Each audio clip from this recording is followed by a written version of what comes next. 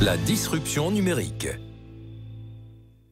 Ça devient vraiment énervant. À chaque annonce de lancement d'un nouveau produit, on entend le même refrain. Cette innovation va changer le monde. Elle va disrupter une industrie. Soyons raisonnables. Une disruption, ce n'est pas uniquement un produit sympa. Cette frénésie de la disruption permanente n'est-elle pas juste le reflet de l'ego des entrepreneurs ou simplement du marketing? En fait, pas seulement. Qu'est-ce qu'une innovation disruptive? Si on en croit certaines théories, une fois qu'une innovation radicale a été lancée, comme l'ordinateur ou Internet, les marchés se stabilisent pendant plusieurs décennies. Les clients deviennent progressivement familiers, puis demandeurs de l'innovation. Les entreprises perfectionnent les produits associés et leurs processus de fabrication. Et tout cela converge lentement autour de ce que l'on appelle un dominant design, où toutes les offres se ressemblent. Le concept d'innovation disruptive est né en étudiant des entreprises qui avaient trop bien suivi cette logique de perfectionnement continu. Par exemple, dans les années 1980, les constructeurs de disques durs ont vu les limites de la course à la capacité de stockage. En effet, la percée des ordinateurs portables a progressivement donné la priorité à de nouveaux attributs du produit comme la légèreté, la compacité ou le silence. Cette mutation des usages permettait de miser sur d'autres technologies beaucoup moins performantes en termes de capacité. Certains ont su le faire, d'autres moins. Tel est le mécanisme de la disruption. Un concurrent, a priori inoffensif, s'introduit sur un marché stabilisé. Il mise sur de nouveaux attributs particulièrement valorisés par certains clients et sacrifie des attributs que l'on croyait indispensables. Il peut ainsi retourner tout un marché s'il parvient à modifier massivement les préférences d'achat. N'oublions pas qu'au moment où l'iPhone est lancé, le critère d'achat principal d'un téléphone portable était l'autonomie de sa batterie. Le produit est arrivé avec moins de 24 heures d'autonomie, à un moment où la norme était de 5 jours. Aujourd'hui, qui sacrifierait l'ergonomie d'un écran tactile pour gagner quelques jours de batterie? Personne. En fait, le monde numérique offre effectivement toutes les conditions pour casser les dominant design établis. Le numérique favorise les disruptions. Il y a 3 raisons à cela. D'abord, parce que les bénéfices offerts par la dématérialisation font facilement oublier aux clients certains luxes auxquels ils s'étaient habitués, à commencer par la qualité. Le MP3 a ainsi renversé l'industrie du CD malgré une qualité audio médiocre, mais en ouvrant un choix infini sans se déplacer de chez soi.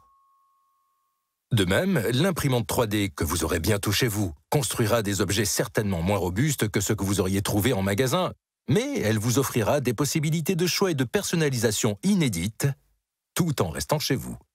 Ensuite, parce que l'appropriation des nouveautés n'a jamais été aussi facile. En effet, un produit disruptif se diffuse uniquement si les consommateurs peuvent facilement le tester avant de l'acheter, car ils ont besoin de faire l'expérience de la valeur ajoutée par les nouveaux attributs et dédramatiser la perte des attributs qui ont été sacrifiés.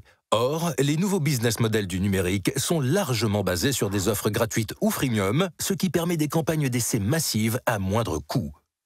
Enfin, parce que la diffusion des innovations bénéficie des nouvelles formes de prescription numérique.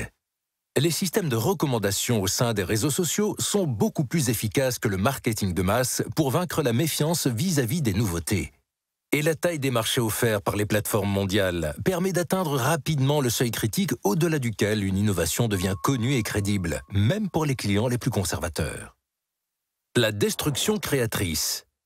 Difficile de prédire où cela va nous conduire et si cela va se stabiliser de nouveau. Tout ce que nous avons, c'est un précédent historique. La révolution industrielle du XXe siècle. Et le moins que l'on puisse dire est qu'elle a changé la face du monde. Elle nous montre que les inventions et les technologies peuvent se combiner à l'infini et révolutionner de manière durable les industries installées. C'est ce que l'on appelle la destruction créatrice.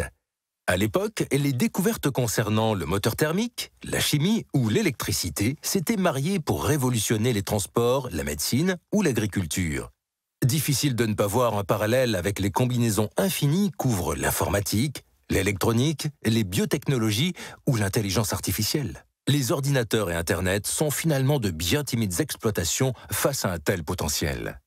Dès le début du XXe siècle, Schumpeter décrivait alors la figure majeure de cette transformation, c'est l'entrepreneur. C'est lui qui va provoquer ces basculements par sa volonté de profiter des technologies pour révolutionner les produits existants. Aujourd'hui encore, ce sont eux, les héros de la disruption mondiale. Enfin, ces innovations exercent des effets d'entraînement si importants qu'elles obligent à transformer l'ensemble du système capitaliste. Autour de 1910 émerge ainsi le socle de l'entreprise industrielle telle qu'on la connaît actuellement.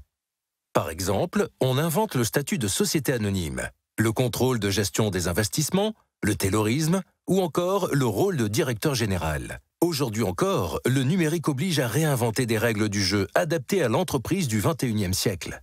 Donc oui, c'est vrai, cette folie de la disruption permanente est parfois agaçante. Mais il va falloir s'y habituer. Car le mot disruption n'est pas simplement là pour faire chic. Il est surtout le témoin d'une période historique où, effectivement, on peut a priori dynamiter toutes les industries installées.